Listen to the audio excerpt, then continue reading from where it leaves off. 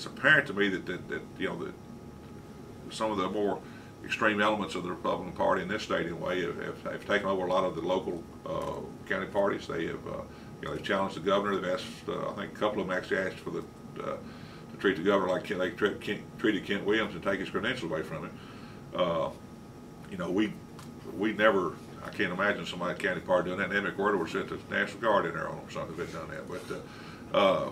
But I just don't see. You know, I'm just not familiar with that kind of behavior. I just don't see it happening. You know, so this is all new to me. I've been a student of politics my whole life, and I'm learning things new every day. And my Republican friends keep me interested in what they're doing. I think ultimately that could play in our favor.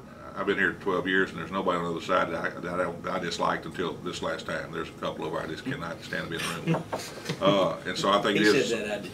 So I think it is. Well, I won't quote their names today, but I've still put it out there for Google it, and it'll probably come up. Check this man here. I think he wrote about it. But I think it is. I think some of them are. I think traditionally the Tennessee Republicans are middle of the road Republicans, and the Lamar Alexander, the Winfield Dunn type mode that they're willing to reach across the aisle and reach a compromise. I think Governor Haslam's out of that mode. I mean, I had lunch with Governor Haslam about 3 weeks ago, and we talked about things that concern the state of Tennessee. He's easy to work with. Beth Harwell's easy to work with. Even Ron Ramsey and I get along with. Ron's a little more extreme maybe than they are, but Ron's a reasonable person and wants what's best for Tennessee. Some of the new crop is coming in are not that reasonable, and they don't believe in compromise, and they don't believe in reaching across the aisle. And I think you'll see that by the guy who defeated Senator Lugar in Indiana. I mean, he just said, you know, I'm not here to compromise. I'm here to take away and slash and burn. You know, I think that's kind of what we're getting up there now. You know, but we get along good with Beth. That's been my friend for 30-something years, and we don't always agree, but we try to work together. Ron Ramsey's been my friend for 20 years, so and Craig's known him as long as I have. So we work with them all the time. We get mad at heck at each other sometimes, but that's part of the process, and that's what makes a democracy strong. That you have different point of views. You know, Judd Matheny is talking about mulling a run for the speakership. You know, what do you guys think about that? I don't get involved in their internal politics. You know, if it does, we'll have a vote, and our caucus will decide who we're going to vote for. Could you see yourself supporting him?